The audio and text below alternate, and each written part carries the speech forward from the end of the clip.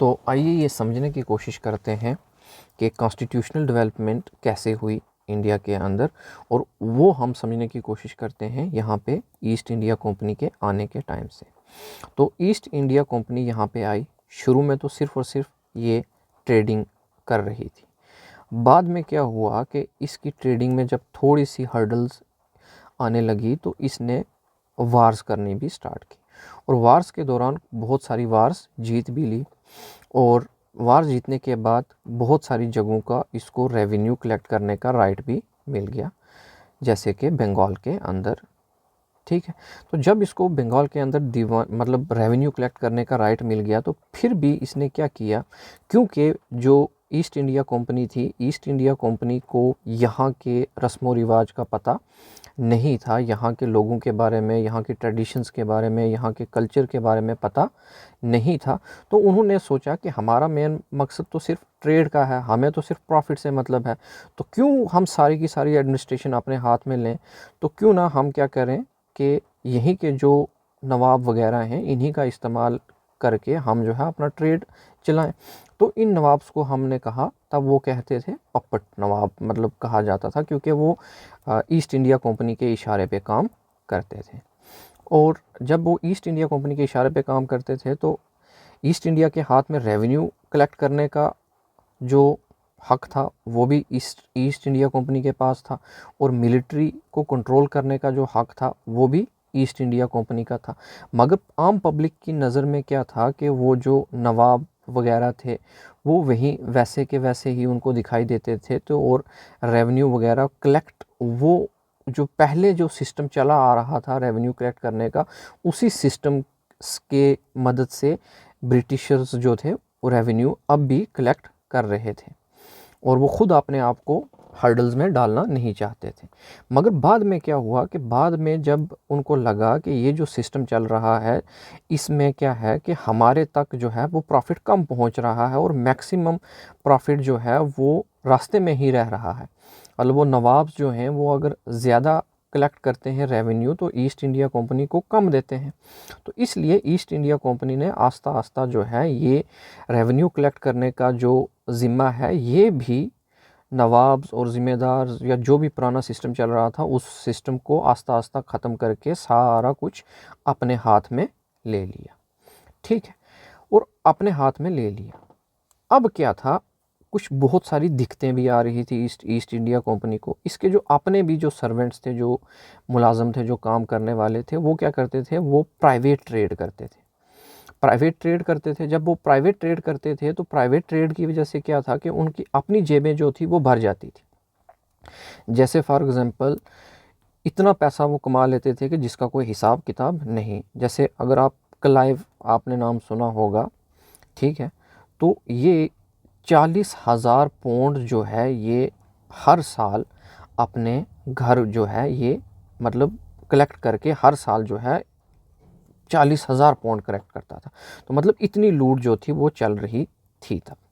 तो उस हिसाब से ये था कि ईस्ट इंडिया कंपनी के जो भी ऑफिशियल्स थे वो सारे के सारे ऑफिशियल्स जो थे वो तो बहुत अमीर थे, क्योंकि वो प्राइवेट ट्रेड करके अपने पर्सनल गिफ्ट्स लेके बहुत तरीके से उनने तो बहुत सारी प्रॉपर्टी इकट्ठी कर ली। मगर ईस्ट इंडिया कंपनी तक जो है वो सारे का सारा रेवेन्यू पहुंचता नहीं था। तो ईस्ट इंडिया कंपनी जो थी वो बैंक करप्ट होने वाली थी। मतलब वहाँ के उसके जो सर्वेंट्स हैं वो बहुत बड़े रिच हैं, और ख़ुद कंपनी जो है वो बैंक करप्ट होने वाली है। क्यों? क्योंकि वो रेवेन्यू जो है वो कलेक्ट होके उस तक पहुँच ही नहीं पा रहा। वो खुद ही जो है वो सर्विस करने वाले जो सर्वेंट्स हैं वो अपने तक ही रख रहे हैं। और भी बड़े मसले थे इसकी बैंकरप्सी के लिए। क्या, एक तो इसको बहुत सारी वार्स करनी थी, उसके बाद वार्स करने के लिए भी एक्सपेंसेस लगते हैं, तो और भी बड़े पॉलिटिकल इश्यूज़ थे जिसकी वजह से इसके पास बहुत ज़्यादा फंडिंग की इसको ज़रूरत थी, फैक्ट्रीज़ को मेंटेन करना वगैरह वगैरह। तो उसके लिए एक बड़ी बुरी हालत थी। अब इसको फंड चाहिए थे अपने जो है कंपनी को अच्छे से चलाने के लिए, तो इसने पार्लियामेंट, जो ब्रिटिश की पार्लियामेंट है, उससे फंड मांगे। मगर अब ब्रिटिश की पार्लियामेंट को ये मौका मिल गया कि ईस्ट इंडिया कंपनी को क्यों ना अब हम ही कंट्रोल करें थोड़ा बहुत, क्योंकि ईस्ट इंडिया कंपनी को क्या चाहिए, फंड्स चाहिए। तो वो फंड्स देने के बजाय उन्होंने क्या किया कि फंड्स तो दिए, मगर साथ में क्या किया कि खुद की कंट्रोल जो है वो कंपनी के ऊपर लगाना शुरू किया। और उसकी जो सबसे पहली शक्ल है वो है रेगुलेटिंग एक्ट ऑफ 1773। तो मतलब रेगुलेटिंग एक्ट ऑफ 1773 जब आया तो उसकी मदद से क्या किया कि ब्रिटिश की जो पार्लियामेंट थी उसने अपना लोन तो दिया, मगर लोन देते देते साथ में क्या किया, ब्रिटिश पार्लियामेंट ने थोड़ा सा अपना कंट्रोल जो है वो ईस्ट इंडिया कंपनी पे लगाना शुरू किया। उससे पहले ब्रिटिश पार्लियामेंट जो थी उसका कोई कंट्रोल नहीं था ईस्ट इंडिया कंपनी पे। और ईस्ट इंडिया कंपनी को एक टाइप की क्या थी, मोनोपोली ही थी। एक टाइप की क्या करती थी ये, इसको पूरे का पूरा क्या कहते हैं, मोनोपोली था ट्रेड का। क्योंकि इसको क्वीन एलिजाबेथ ने क्या किया था, इसको चार्टर के तहत ये कह दिया था कि ब्रिटिश में कोई और कंपनी जो है इंग्लैंड की वहाँ पे जाके नहीं करेगी। मतलब वो एक्सक्लूसिव उसी का राइट था इंडिया ईस्ट में जाके, इंडिया में जाके ये पूरे का पूरा जो भी यहाँ का देखना है ट्रेड, ये उसी के हाथ में था। तो अब क्या है कि क्योंकि अब ब्रिटिश ने इस पार्लियामेंट ने इसको लोन देना था, तो बदले में इसने क्या किया, ईस्ट इंडिया कंपनी पे बहुत सारे ये रेगुलेटिंग एक्ट के तहत बहुत सारी तब्दीलियाँ लगाई। सबसे पहले तब्दीली क्या लाई कि यहाँ का जो गवर्नर होता था यहाँ पे हर प्रेसिडेंसी में ईस्ट इंडिया कंपनी का, अब क्या किया कि जो बंगाल का गवर्नर था उसको बना दिया गवर्नर जनरल। क्या बना दिया, गवर्नर जनरल। अब जब वो गवर्नर जनरल बन गया, उसके अलावा क्या है कि और भी प्रेसिडेंसीज थी, तो उन प्रेसिडेंसीज के भी अपने अपने क्या होते थे, गवर्नर होते थे। जैसे बम्बे, मद्रास वगैरह। तो बम्बे और मद्रास की जो प्रेसिडेंसीज थी, उन प्रेसिडेंसीज का क्या किया, उन प्रेसिडेंसीज के जो गवर्नर्स थे उसको गवर्नर जनरल के अंडर कर दिया। तो मतलब जो गवर्नर जनरल था, गवर्नर जनरल अब बम्बे की प्रेसिडेंसी के गवर्नर के भी ऊपर था और मद्रास की प्रेसिडेंसी के गवर्नर से भी ऊपर था। और साथ में क्या था कि ये गवर्नर जनरल तो ऊपर था, मगर गवर्नर जनरल को भी आज़ादी नहीं दी गई पूरी तरीके से। गवर्नर जनरल की एक काउंसिल बनाएगी, और ये काउंसिल कितने मेंबर्स की थी, 4 मेंबर्स की। तो 4 मेंबर्स की एक काउंसिल बनाएगी जो गवर्नर जनरल के को असिस्ट करने के लिए थी कि इसको काम करने में क्या की जाए, मदद की जाए। अब इस काउंसिल, एक तो ये रेगुलेटिंग एक्ट में हुआ क्या कि गवर्नर जनरल, गवर्नर जो बंगाल का था उसको क्या बना दिया, गवर्नर जनरल, और उसको मद्रास और बम्बे की प्रेसिडेंसी के ऊपर रखा गया, और मद्रास और बम्बे की प्रेसिडेंसी उसके अंदर आती थी। और इसको असिस्ट करने के लिए काउंसिल भी प्रोवाइड की गई जिसके अंदर मेंबर्स थे 4। अब क्या हुआ कि ये जो काउंसिल थी, ये काउंसिल जो थी, अब काउंसिल और ये जो गवर्नर जनरल खुद था, इसके बीच में जो है हमेशा क्या चलते रहते थे, क्लैश चलते रहते थे। और काउंसिल जो है वो अपना फैसला जो है वो मना लेती थी, क्योंकि उसके पास मेजॉरिटी होती थी, तो सारे के सारे डिसीजन यूजुअली वही बनाती थी। क्योंकि अगर 3 मेंबर्स भी काउंसिल के एक फैसला अगर दे देते हैं तो गवर्नर जनरल उसको ओवरराइड नहीं कर सकता था। तो एक तो ये मसला हो गया कि अब गवर्नर जनरल के पास, मतलब हालांकि गवर्नर जनरल 3 गवर्नर्स के ऊपर है, मगर उस गवर्नर के ऊपर भी वो जो 4 जो काउंसिल के मेंबर हैं उनकी पावर ज़्यादा है। अब क्या है कि साथ में एक और इसमें लाया गया, दूसरा पॉइंट क्या लाया गया कि यहाँ पे एक सुप्रीम कोर्ट एस्टेब्लिश किया जाएगा कलकत्ता के अंदर। तो ये भी इस एक्ट के अंदर था, क्या कि सुप्रीम कोर्ट कलकत्ता के अंदर लाया जाएगा। ठीक है, एक पॉइंट ये था। अब साथ में क्या था कि क्योंकि ब्रिटिश के जो ईस्ट इंडिया कंपनी के जो सर्वेंट्स थे वो बहुत ब्राइब्स वगैरह लेते थे, तो उनको भी मना किया गया एक्ट के अंदर कि आप ब्राइब्स या फिर प्राइवेट ट्रेड के अंदर एंटर नहीं कर सकते, मतलब प्राइवेट ट्रेड आप नहीं कर सकते। अब ये है कि अब हम, ये तो 2 इसके मेन पॉइंट्स हो गए। एक मेन पॉइंट्स क्या, गवर्नर को गवर्नर जनरल बना दिया और बम्बे और मद्रास के गवर्नर्स को उनके अंडर रख दिया। दूसरा पॉइंट क्या था कि सुप्रीम कोर्ट की एस्टैब्लिशमेंट की गई। तीसरा क्या था कि ब्राइब्स, प्राइवेट ट्रेड वगैरह को करने से इनकार किया गया, उसके ऊपर पाबंदी लगाई गई। अब हम देखते हैं कि इसके क्या ड्रॉबैक्स थे। ड्रॉबैक्स क्या थे, सबसे पहला ड्रॉबैक अगर हम बात करें तो सबसे पहले ये था कि गवर्नर जनरल जो था उसकी जो कौंसिल थी, उसकी कौंसिल की और उसकी आपस में बनती नहीं थी। कौंसिल हमेशा जो है वो यूजुअली गवर्नर जनरल के ख़िलाफ़ ही रहती थी और वो ऐसे फैसले करती थी जो गवर्नर जनरल को पसंद नहीं है। उसके बाद हालांकि मद्रास और बम्बई के गवर्नर जो थे वो बनाए गए थे कि वो क्या होंगे, ये इस गवर्नर जनरल के अंडर होंगे। तो मगर फिर भी क्या हुआ कि वो जो मद्रास और बम्बे वाले जो गवर्नर थे वो अपनी मनमानी करते थे।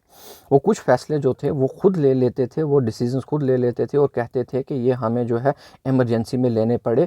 तो मतलब गवर्नर जनरल हेड था, मगर उसकी भी ना तो मद्रास का गवर्नर मानते थे ना बम्बे के, ये खुद ही वार्स वगैरह छेड़ लेते थे और ये अपने हिसाब से चलते थे। उसके बाद एक और दिक्कत थी कि ये जो सुप्रीम कोर्ट बनाया गया था, सुप्रीम कोर्ट जो था वो जिन लॉस के ऊपर काम करता था वो मतलब जैसा ब्रिटिश के अंदर, इंग्लैंड के अंदर जैसा कानून चलता था उसी कानून को जो है ये फॉलो कर रहा था यहाँ पे इंडिया के अंदर। उसकी वजह से क्या हुआ कि यहाँ के जो लोकल्स थे, वो लोकल्स जो थे सुप्रीम कोर्ट से खुश नहीं थे। एक दिक्कत ये थी। दूसरा ये था कि सुप्रीम कोर्ट की पावर कहाँ तक है ये भी डिफाइन नहीं की गई थी। तो कभी कभी क्या होता था कि जो गवर्नर जनरल की कौंसिल के फैसले होते थे गवर्नर जनरल की, और कभी कभी क्या होता था जो फैसले किसके होते थे, सुप्रीम कोर्ट के होते थे, वो आपस में क्लैश करते थे। तो उस जब क्लैश हो जाएगा तो तब किसका फैसला माना जाएगा या नहीं माना जाएगा, ये भी एक क्या थी, डोट की जगह थी। तो अब इन डोट्स को, इन सारे पैरामीटर्स को कैसे किया जाए, क्या हल किया जाए, ये एक बड़ी दिक्कत थी। एक और था कि अगर जो कौंसिल है, अगर कौंसिल ने कोई जो है कोई रेगुलेशन या कोई कुछ चीज़ पास की है तो उसको भी परमिशन लेनी पड़ती थी। पहले कोर्ट उसको अप्रूव करेगा, सुप्रीम कोर्ट अप्रूव करेगा, तब जाके वो जो है एक्ट या किसी भी शक्ल में जो है वो वजूद में आएगा। तो ये बहुत सारे जो थे ये इश्यूज़ आ गए थे और इन इश्यूज़ को फिर क्योंकि रिज़ॉल्व करना था तो इसलिए एक अमेंडिंग एक्ट पास किया गया पार्लियामेंट के द्वारा 1781 में, जिसमें कुछ ड्रॉबैक्स को कम किया गया, जिसमें सुप्रीम कोर्ट की जुरिस्डिक्शन डिफ़ाइन की गई कि सुप्रीम कोर्ट जो है वो किन किन चीज़ों पे फ़ैसला ले सकता है और किन पे नहीं ले सकता। और स्पेशली क्या कहा गया कि ईस्ट इंडिया कंपनी के जो भी काम करने का तरीका है, ईस्ट इंडिया कंपनी में जो भी ऑफिशियल्स हैं उनको सुप्रीम कोर्ट उन रेवेन्यू कलेक्शन के मामले में कोई भी टिप्पणी नहीं करेगी। तो रेवेन्यू जो कलेक्शन होगी उसके मसले में सुप्रीम कोर्ट को कुछ भी करने का हक नहीं होगा। बाकी जो है वो फैसले जो है वो ले सकती है, मगर अगर इंडियन पीपल के लिए भी, वो यहाँ पे रहने वाले बाशिंदों के लिए भी फैसला लेना है तो यहाँ के जो लोकल कस्टम्स हैं, उनके जो ट्रेडिशंस हैं, जैसे हिंदू मुस्लिम जो भी लोग रहते हैं उनका जो भी मान्यताएं हैं, उन कस्टम्स के मद्देनज़र रखते हुए फ़ैसला लेना पड़ेगा। तो ये जो है किया गया। तो अब हम ऐसे ही आगे वाले एक्ट भी आस्ता आस्ता पढ़ते रहेंगे। अब ये है कि हिस्ट्री को जब हम पढ़ते हैं तो यूजुअली हम जो है क्या गलती करते हैं, हम फैक्ट्स पे ज़्यादा जोर देते हैं, मगर यूपीएससी जो है वो फैक्ट्स पे सवाल नहीं पूछती, वो पूछती है अंडरस्टैंडिंग पे। अंडरस्टैंडिंग क्या कि रेगुलेटिंग एक्ट ऑफ 1773 जो है वो पास हुआ, तो पास होने के पीछे वजह क्या थी, क्या ज़रूरत पड़ी कि इसको पास होना पड़ा, अगर पास हुआ तो इसकी क्या फिर ड्रॉबैक्स थी, अगर ड्रॉबैक्स थी तो उन ड्रॉबैक्स को ओवरकम करने के लिए क्या किया गया, ऐसा क्या था। जैसे हमने सारे डिस्कस किए रीजंस, क्या डिस्कस किए, एक बार हम रिवीजन कर लेते हैं कि क्या पढ़ा अब तक। सबसे पहले हमने ये पढ़ा कि ज़रूरत ये पड़ी क्योंकि जो ईस्ट इंडिया कंपनी के ऑफिशियल्स थे वो तो बहुत ज़्यादा मनमानी करते थे और साथ में क्या करते थे, लूट मचा के रखी हुई थी, कंपनी थी बैंकक्रप्ट होने वाली। उन्होंने जाके पार्लियामेंट से लोन मांगा और लोन देने के साथ साथ ब्रिटिश पार्लियामेंट ने क्या कहा कि चलो कोई नहीं, अब हम कंपनी को ही अपने कंट्रोल के अंदर लाने की कोशिश कर लेते हैं। और कंट्रोल लाने के लिए क्या किया, उन्होंने गवर्नर को गवर्नर जनरल की पोस्ट, उसको डेजिग्नेशन चेंज करके गवर्नर जनरल बना दिया बंगाल वाले को, और दूसरे जो दो गवर्नर्स थे बम्बे और मद्रास के, उनको उसके अंडर कर दिया। और साथ में एक काउंसिल दी 4 मेंबर्स की जो उसको असिस्ट करती थी। और उस के बाद जो है एक सुप्रीम कोर्ट भी बनाया गया कलकत्ता के अंदर, और साथ में क्या किया गया, ब्राइब्स और प्राइवेट ट्रेड को रोका गया। और ड्रॉबैक्स क्या थी कि गवर्नर जनरल की काउंसिल और गवर्नर जनरल की आपस में नहीं थी बनती, और मद्रास और बम्बे के गवर्नर जो थे गवर्नर जनरल की नहीं थी सुनते, और सुप्रीम कोर्ट जो थे वो जो भी लॉज वगैरह बनाती थी वो ब्रिटिश के पैमाने पे काम करती थी, और वो लोकल्स को पसंद नहीं आया। और सुप्रीम कोर्ट जो था वो गवर्नर जनरल जो फैसला लेता था, या गवर्नर जनरल की काउंसिल, कभी कभी सुप्रीम कोर्ट के फैसले और दोनों के फैसले आपस में क्लैश करते थे। और कभी कभी क्या था कि जो और भी बड़े इश्यूज़ थे जो सॉल्व करने की ज़रूरत थी, और उसके लिए कुछ इश्यूज़ को रिजॉल्व करने के लिए एक अमेंडिंग एक्ट पास किया गया 1781 में। उसमें क्या हुआ गया कि सुप्रीम कोर्ट की पावर्स को डिफ़ाइन कर दिया गया, और डिफ़ाइन कि कहाँ कहाँ उसने बोलना है और कहाँ कहाँ उसको नहीं फैसला सुनाना। और ये भी कहा गया कि आपको लोकल कस्टम्स के हिसाब से जो है फैसला करना पड़ेगा। तो इस तरीके से अगर आप हिस्ट्री पढ़ेंगे तो स्टोरी के तौर से पढ़ोगे, समझ के पढ़ोगे, तो आप कोई भी क्वेश्चन जो है मेंस में नहीं छोड़ोगे। बाकी ये है कि प्रीलिम्स के लिए थोड़ा फैक्ट बेस्ड आपको पढ़ना पड़ता है, मगर वो भी जो है एनालिटिकल वे में यूपीएससी क्वेश्चन पूछती है। तो कोई चीज़ क्या हुई, क्यों हुई, क्या ज़रूरत पड़ी, तो वो सारी चीज़ें आपको पता होनी चाहिए। और प्रीलिम्स के लिए क्या है कि जब ये रेगुलेटिंग एक्ट पास हुआ तो तब जो है वहाँ पे उस वक़्त कौन था, जो गवर्नर जनरल कौन था पहला जो बना, तो ये चीज़ें जो हैं ये प्रीलिम्स पॉइंट ऑफ व्यू से होती हैं, मगर अंडरस्टैंडिंग जो है वो मेंस पॉइंट ऑफ व्यू से। तो हमें क्या है, हमें कंबाइंड वे में तैयारी करनी है। तो इसलिए टेंशन फ्री होके, रिलैक्स होके, जहाँ से जो मटेरियल मिलता है पढ़ो, सोर्सेज लिमिटेड रखो, मगर ये है कि अंडरस्टैंडिंग का लेवल हाई रखो। और अगर आपको ये थ्योरेटिकल वे में समझ आ गया है तो आप कमेंट में फीडबैक दे सकते हैं। अगर नहीं पसंद आया तो भी आप फीडबैक दे सकते हैं, तो हम इसको इम्प्रूव करने की कोशिश करेंगे। थैंक यू इतना टाइम देने के लिए। A to Z for IAS को आप इंस्टाग्राम और फेसबुक और जहाँ चाहें, मतलब फेसबुक पे, इंस्टाग्राम पे, यूट्यूब पे आप फॉलो या सब्सक्राइब कर सकते हैं। तो अगर आप हमारे साथ जुड़े रहे तो ऐसे ही लेक्चर्स हम आगे भी डालते रहेंगे। Thank you.